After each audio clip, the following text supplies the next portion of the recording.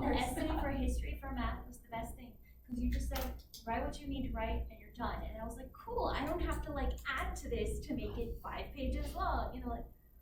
Yeah, I don't like fluff. I know, but English teachers do. Likes a little bit of fluff. It's funny though, because they generally tell people, like, no fluff. Yeah, like go. Yeah. Don't write. I'm just wordy.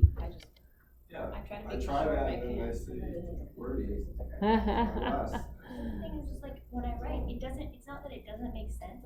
It's just I write so like direct that teachers are like, That's how we are. this is all the evidence you have, so add words to it that still make sense. And I'm just like, do we have to? yeah, I do. I write very direct. Okay, anyway, let's talk about the test. Yes. Test is Tuesday next week. It covers chapters 10 through 14. We did some examples in the classwork and some examples that I did also in the lecture notes. Make sure you can do all of those examples. There are, I just wrote the test yesterday and I can't tell you, I think it's 5 computational problems at the beginning, and I'll tell you what computational problem. No. 1, 2, 3. No ABCD parts to them. Yeah. Yeah. So as we go through, I'll tell you about the computational problems. Looking in chapter 10. Chapter 10 was our laws of exponents and stuff. Make sure you know those basic laws of exponents. And then we talked about the definition for order. So be able to calculate, this is computational over here. So calculate the order of an object, of an element of a group. Also be able to calculate the order of a group. What is the order of a group? Number of elements in the group, just count it. What is the order of an object? It's the least positive integer, and so the x to the n equals e. Object, yeah. Least positive integer n such that x to the n equals e. So make sure you can do both of those. I have computational for that.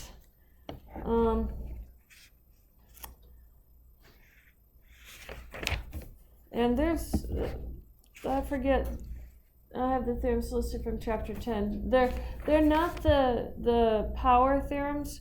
The theorems are the ones that have to do with order. You are going to have to prove something dealing with order on the test, so make sure you understand how to do proofs dealing with order. So the proofs that you have one dealing with order of an element.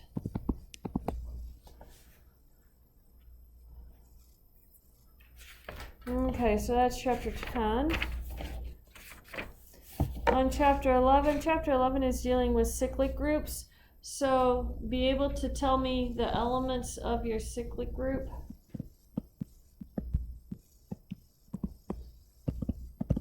And it's going to be like in Z10 or Z5 or Z14 or something like that. And it's the elements of A. Maybe A is 3. Oh, let me make it be not relatively prime to 14. Let me make it be 8. If I make it relatively prime, then it's just Z14. So be able to calculate the elements in that group. What is that cyclic group there? No, that's an 8. Let's get it more room. Yeah.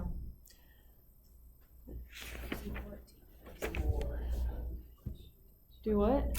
I wrote 4. Yeah, no. Of 8 and Z4, no, huh? Yeah. Z14. Z4 here again, that wouldn't help much. Yeah. Be able to find, this is in another section, but this is talking about isomorphisms here. So, be able to find the kernel of a homomorphism.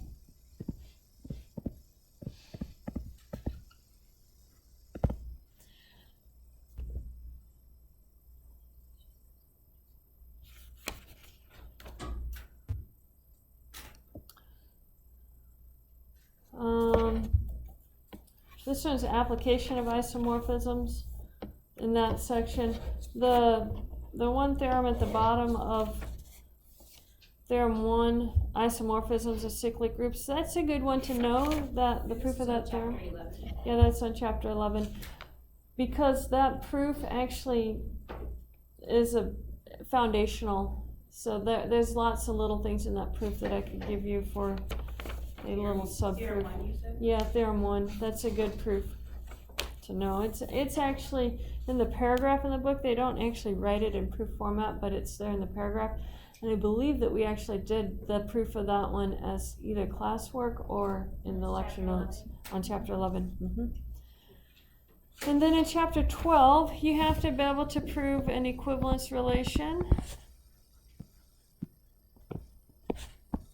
And you have to be able to prove that something is a partition.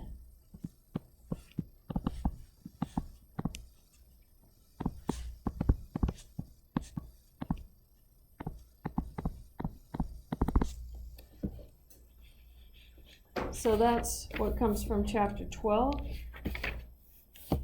I do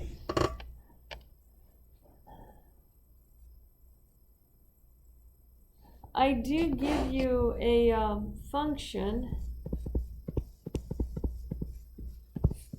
and I ask you what power gives you the identity. So I ask you to find the order of the function f. So let me write it this way. Find the order of the function f.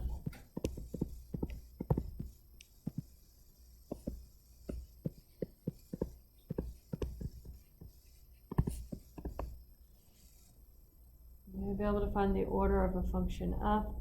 That means that you're repeating it until you get down to the identity.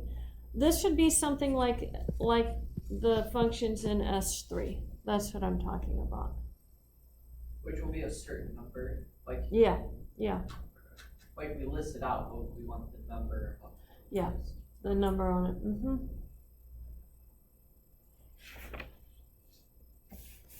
Okay, so going to chapter 13. 13 is dealing with cosets. Given H, find G mod H. Okay, so list the elements in G mod H.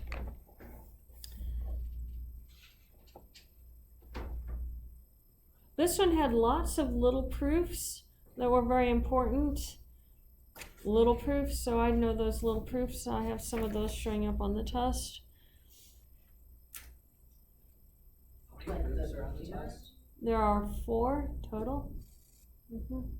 But you have choose from 2 of them, so there's a total of 8 on the test. Choose one of 2. Do what? And 1 extra credit, yes. That's chapter 13. Chapter 14 is homomorphisms. Be able to show something, be able to show a specified function is a homomorphism.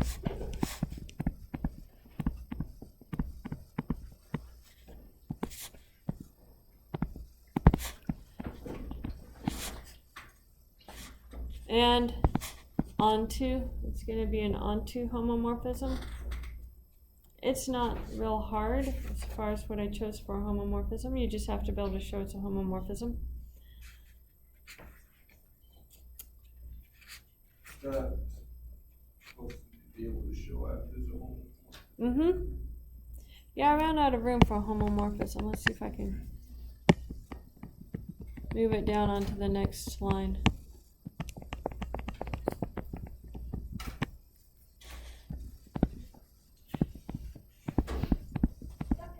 Which computation is it from chapter 12?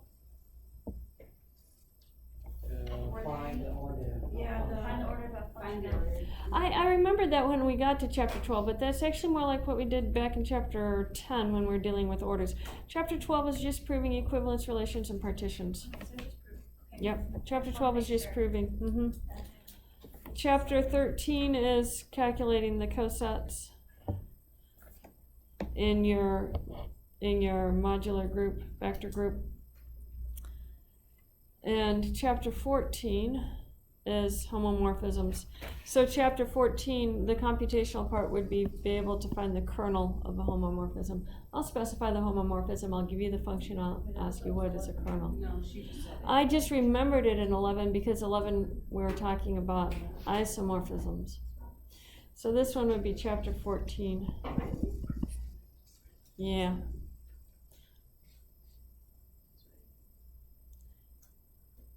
And this one is chapter 10. I just remember things out of order. This one's chapter 13. And this is chapter 10.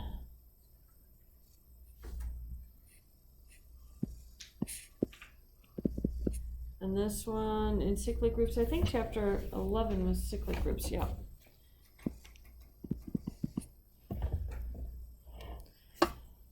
So for the proofs, you have to do a proof that deals with orders. You're going to have to do a proof dealing with equivalence relations and partitions, and then a proof showing that F is a homomorphism. And then I'm going to have a proof from one of the theorems. From, yeah, theorem in the book.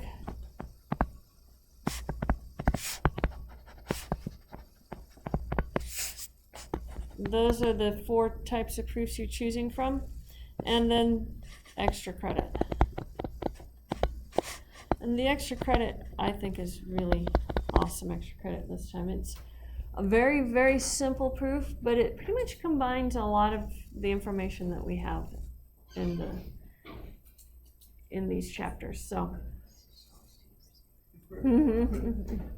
it's not a long proof. It's a very short proof. It's just a couple of lines. But this theorem and this theorem, this theorem and this theorem.